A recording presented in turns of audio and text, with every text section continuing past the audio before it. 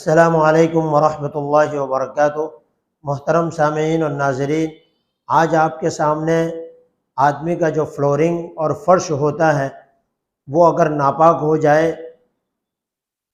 تو اس کو پاک کرنے کا طریقہ کیا ہے۔ نیز اگر وہ ناپاک ہو جائے، بچے وغیرہ نے پیشاب اس کے اوپر کر دیا ہے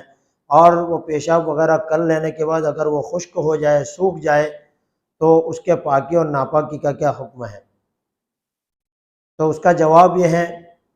کہ اگر زمین اور فرش اس طرح کی اس نوعیت کا بنا ہوا ہے، جیسے کہ پہلے زمانے کے اندر ہوا کرتا تھا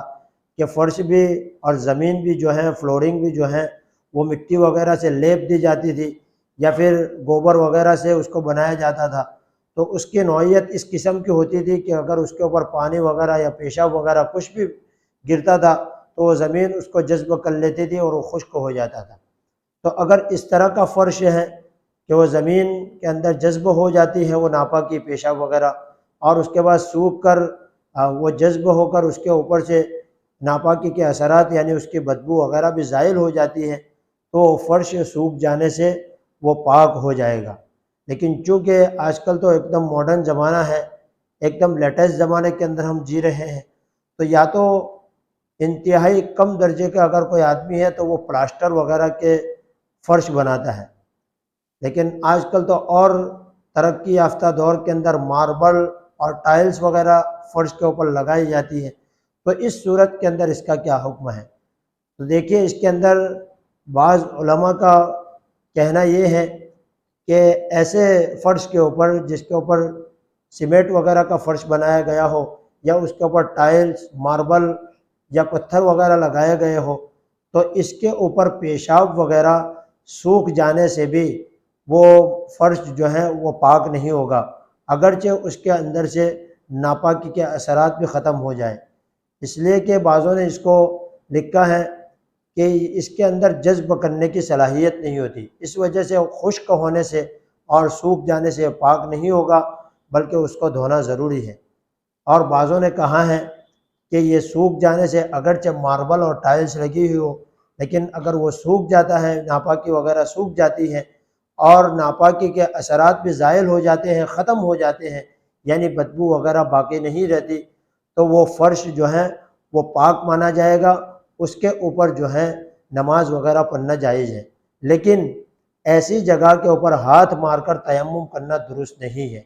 یہ تو بالاتفاق ہے کہ ایسی جگہ کے اوپر تیمم کرنا، ہاتھ مار کر اس جگہ پر ہاتھ مار کر تیمم کرنا درست نہیں ہے۔ لیکن بعضوں نے جو لکھا ہے دھونا ضروری ہے، یہ احتیاط کے اوپر مبنی ہے، ورنہ فتویٰ کے اعتبار سے تو ماربل ہو، ٹائلز ہو یا پلاسٹر ہو، اس کے اوپر سے بھی اگر ناپاکی خشک ہو جاتی ہے اور ناپاکی کے اثرات ختم ہو جاتے ہیں، یعنی بدبو وغیرہ اس کی ختم ہو جاتی ہے، تب وہ فرش جو ہے پاک ہی گنا جائے گا۔ لیکن بعضوں نے یہ جو کہا ہے کہ اس کا دھونا ضروری ہے، یہ احتیاط کی وجہ سے کہا ہے۔ اس لیے آدمی کو چاہیے کہ جہاں پر سہولت ہو، اس کا دھونا آسان ہو، اس کو دھونے کے اندر سہولت موجود ہو، تو پھر آدمی کو احتیاط کے اوپر ہی عمل کرنا چاہیے اور اس کو دھو دینا چاہیے۔ لیکن اگر کہیں پر ایسا ہو کہ وہاں دھونا ممکن نہ ہو یا دھونے کے اندر کوئی اور دوسری پریشانی، کھڑے ہونے کا خطرہ ہو یا کوئی اور چیز حائل ہو اور کوئی چیز ایسی ہو کہ جو وہاں پر دھونا ممکن نہ ہو، تو پھر ایسی صورت کے اندر وہ ماربل ہو، ٹائلز ہو یا پلاسٹر کیا ہوا فرش ہو، فلورنگ ہو، تو اگر وہاں پر ناپاکی خشک ہو جاتی ہے اور خشک ہونے کے بعد اگر اس کی بدبو وغیرہ ظاہر ہو جاتی ہیں، ناپاکی کے اثرات ختم ہو جاتے ہیں، تو اس صورت کے اندر وہ فرش پاک مانا جائے گا،